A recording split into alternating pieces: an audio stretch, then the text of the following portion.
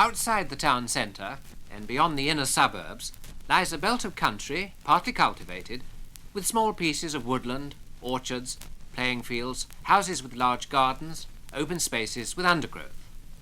Here such woodland birds as the warblers, nuthatch, tree creeper and great spotted woodpecker can exist, birds that you can hear on the companion Woodland Birds record in this series. Larks and lapwings can be found on the farmlands, while badgers and foxes have their homes in the woods and copses.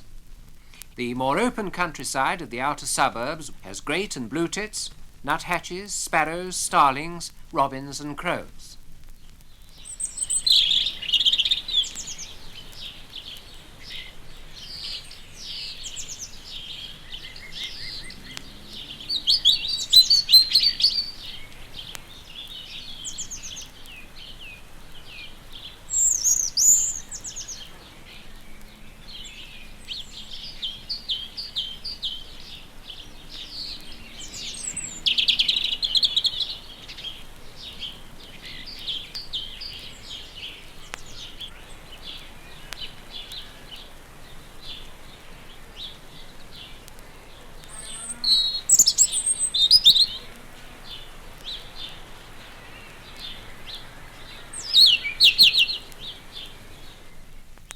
Here too are pheasants, jackdaws and thrushes, while in summer the cuckoo may add his voice to that of the chiming great tit.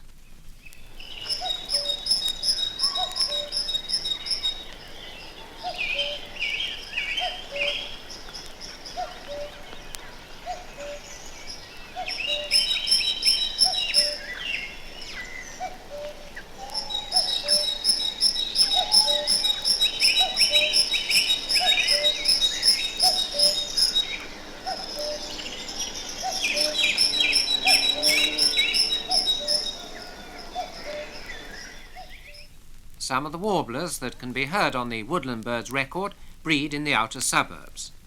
Rooks too are often regular nesters, since they don't have to make those long daily journeys to open country that keep them out of the inner suburbs.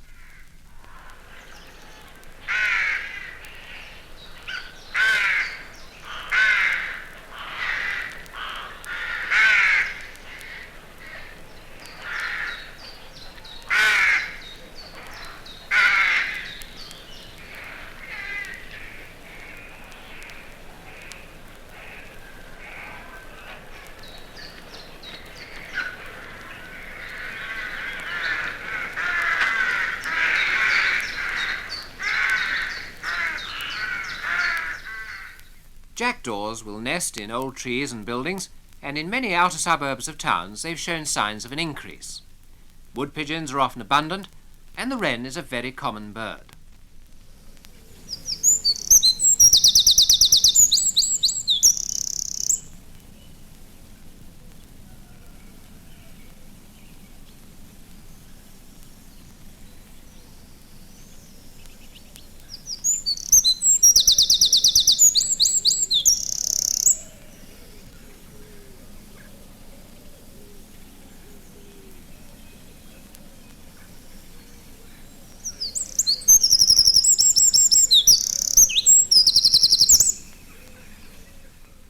Where there are chicken runs and a few conifers, the collared dove, that exotic invader from Asia, is absolutely at home.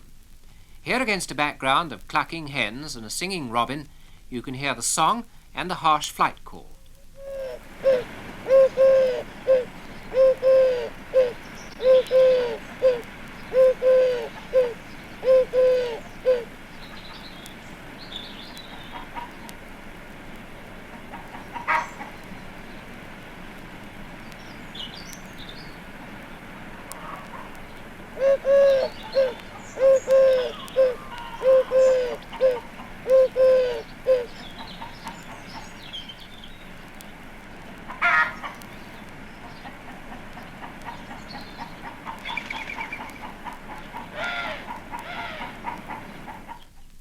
All three species of woodpecker may be found in the suburbs of a good number of English towns. In some places, the tree sparrow seems to be on the increase. This relative of the house sparrow, with its chestnut head and white cheek patch, likes parkland, river valleys and belts of trees. It has an incisive chipping call.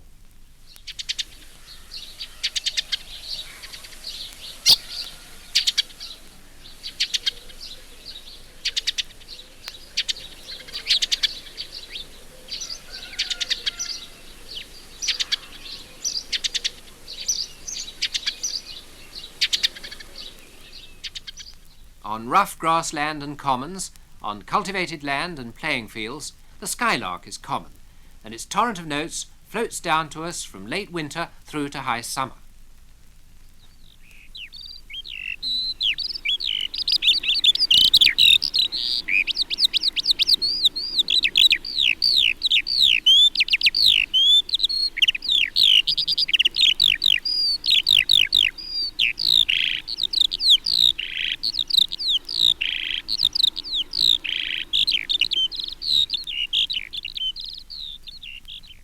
Another bird nesting on airfields, farming land and river meadows is the lapwing, truly a bird of the soil.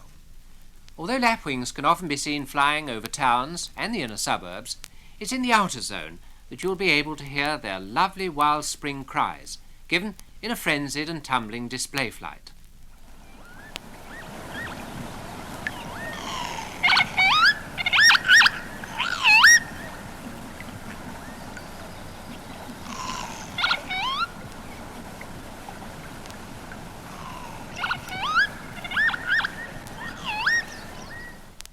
The outer suburbs provide shelter for some animals that cannot survive nearer to the town centre. Where there are woods and large gardens, the shy badger may have his underground home or set, coming out to forage during the hours of darkness. Then perhaps you'll be able to hear a purring boar badger be greeted by his mate at some savoury source of food.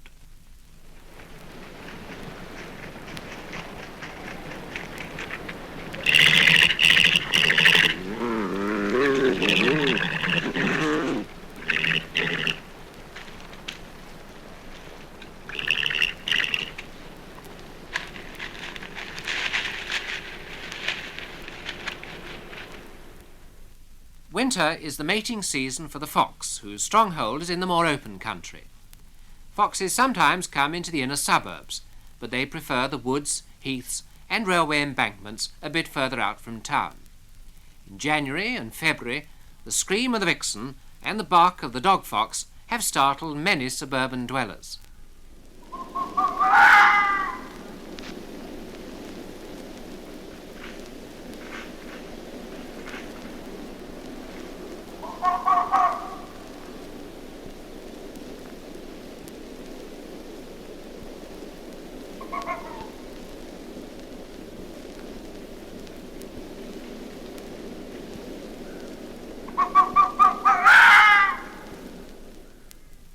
The further one moves away from the pollution of the town centre, the larger is the number of insects that can be found. In a wide range of habitats lives the meadow grasshopper, of which species 2 males can now be heard stridulating against each other.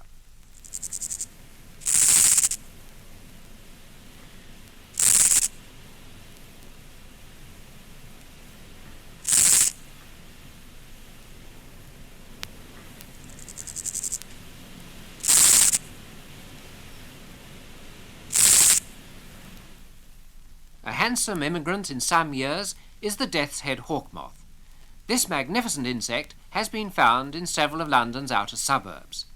It can produce an audible squeak to frighten predators away.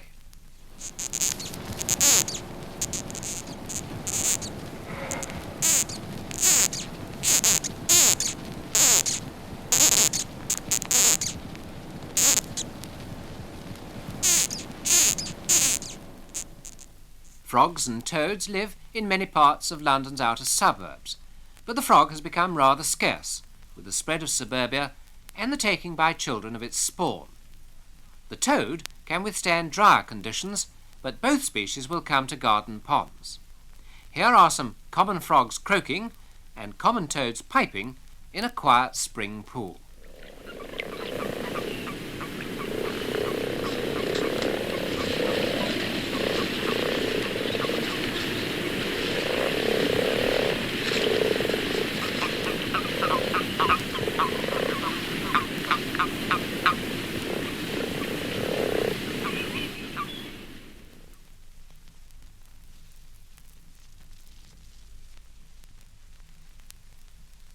The landscape of many towns and cities has been changed in recent years by the construction of large reservoirs.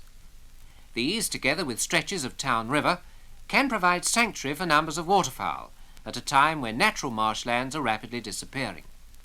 Swans, ducks and gulls will all take advantage of these refuges. Of the ducks, the mallard is the best known and the commonest, breeding by small lakes and coming in hundreds during the winter to these town waters.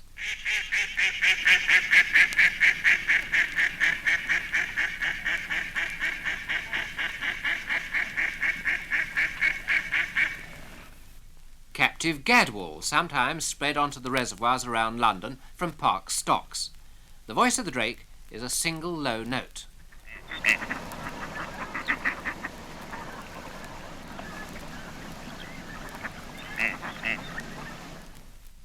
Teal are often regular visitors in winter to town reservoirs. Here they spend the day and disperse at night to feed on sewage farms and in other marshy places. The drake's call is a crisp musical note.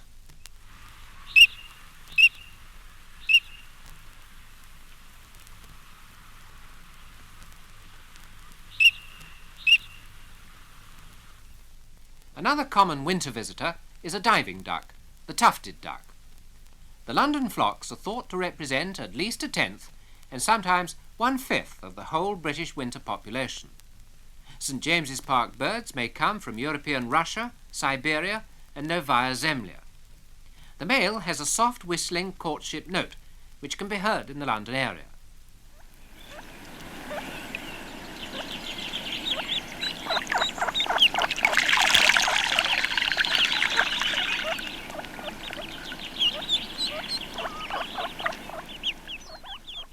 Several hundred widgeon come to the reservoirs at Staines near London each winter.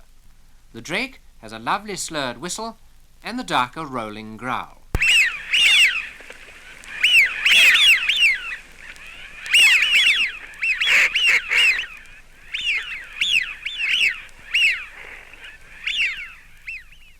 Among the mallard, teal and widgeon there are often small numbers of heavy-billed shoveler which swim together and converse with low grunts.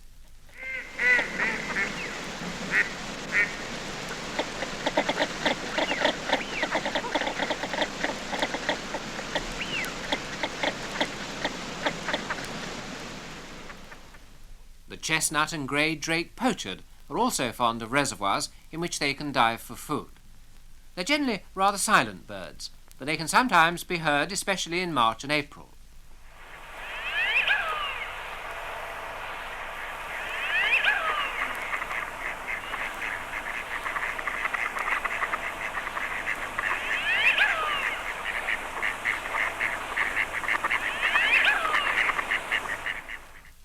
Another rather silent duck visitor to the reservoirs is the golden-eye, which may come in small numbers in most years. Before the birds leave again for their winter quarters, it's often possible to hear some of their display notes.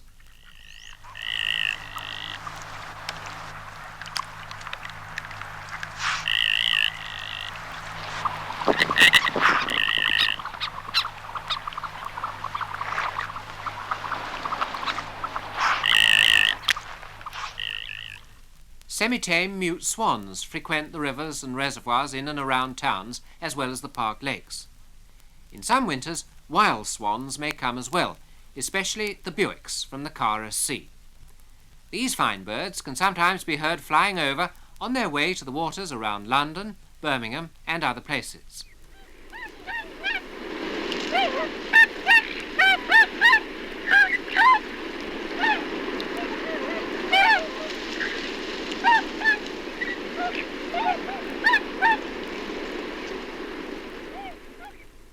Many town reservoirs are used in winter as roosting places by large flocks of gulls, which fly to them in the evening from the towns where they've been foraging in the day for food.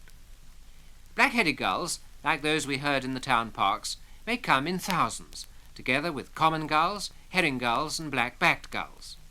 Here are some herring gulls calling in the late afternoon on an inland water.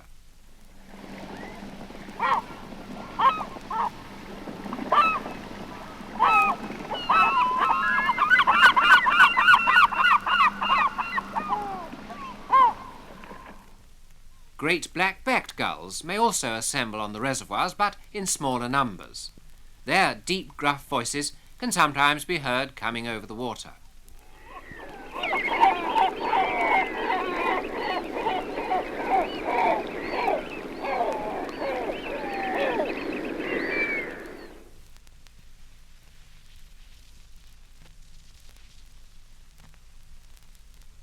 Where gravel can be worked around the town, pits are dug, and in due course these become flooded. In this way, artificial lakes form with sandy deltas, open areas of stony ground, reeds, waterside vegetation and low scrub. The water often attracts great crested grebes, and the rough ground skylarks.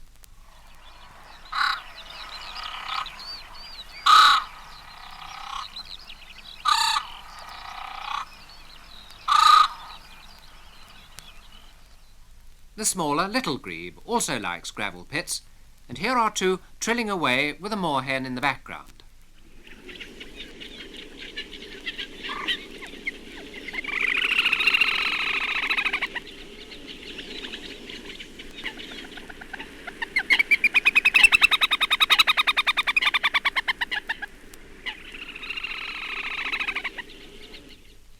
Aggressive coots can be heard chasing each other over the surface of the water.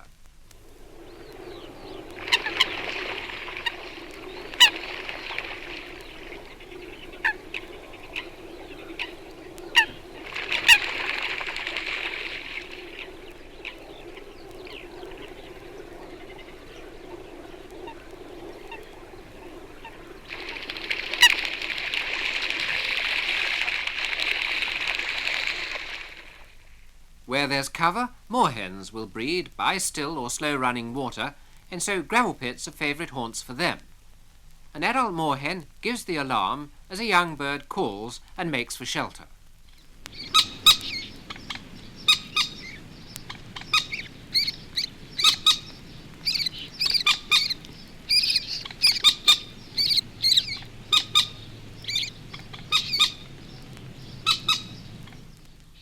The marshy ground around the pits is often frequented by reed buntings.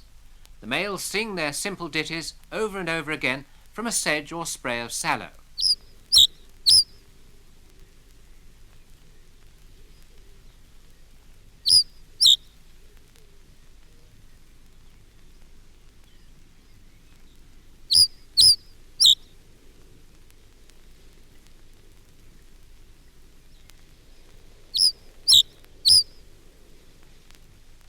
The yellow wagtail is a summer visitor to the areas of rough, damp ground around the gravel pits and sewage farms.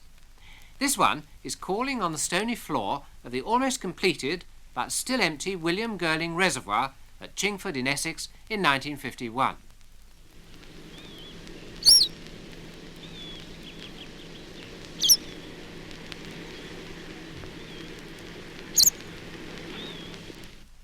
At some of the older pits and farms, sedge and reed warblers come to breed in the summer months.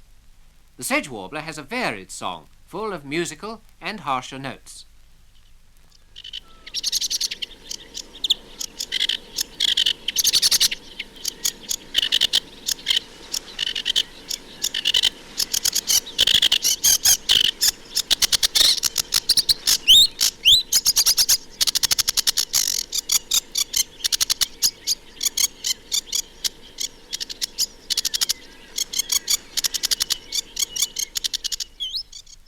The distribution of the reed warbler is tied rather closely to that of the common reed.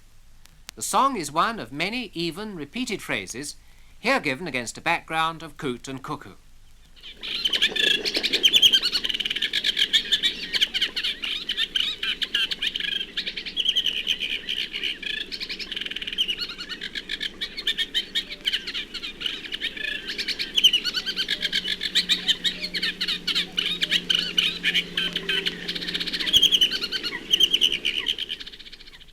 Snipe, drum and chipper and lapwing call and display on many of the sewage farms.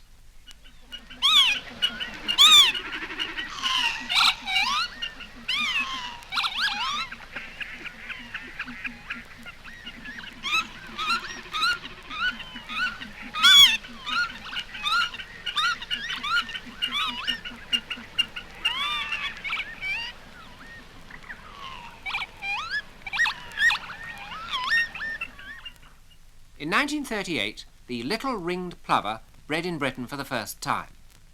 About 30 years later, some 230 pairs were nesting by the sides of gravel pits on areas of industrial waste and stony flashes in 26 counties. This is the typical call recorded just outside London.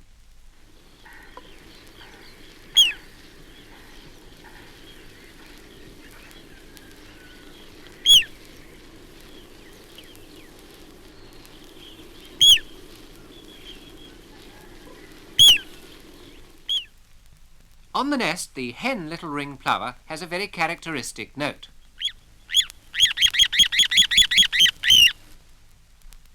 When the adults have young, they use a rhythmical series of pip-pip-pip calls.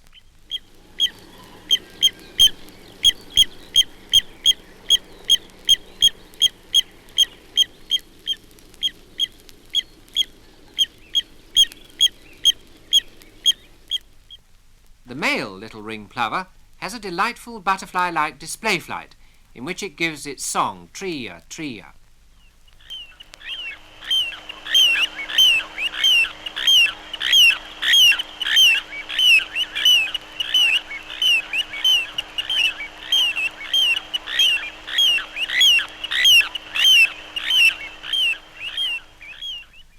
Many other wading birds use the gravel pits and sewage farms on migration, but some, like the snipe, lapwing and redshank, may breed. The musical songs of the redshank can often be heard in springtime.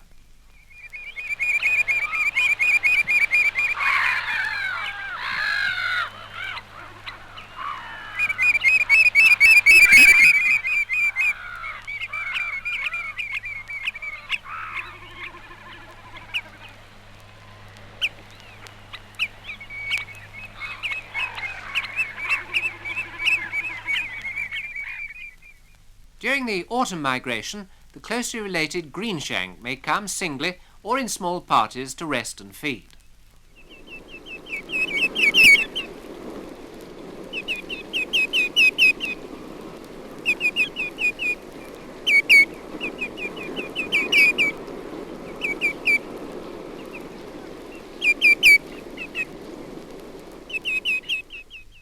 Among the migrants are sometimes curlew, whimbrel, godwit, sanderling, little stints, grey plovers, ruffs, and various sandpipers. A rare sandpiper from America, the petrel, can sometimes be found on sewage farms.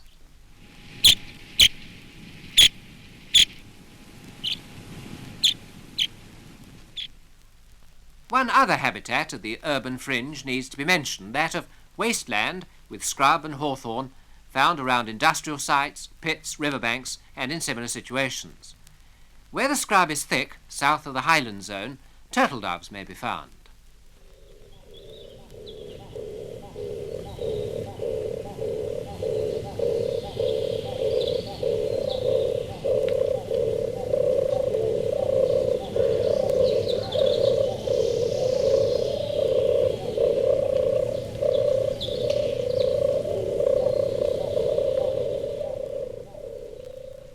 In summer, the waste areas and scrub can be alive with the voices of the doves, as well as those of wren and yellowhammer, while most of the time there's also the constant murmur and hum of insects' wings.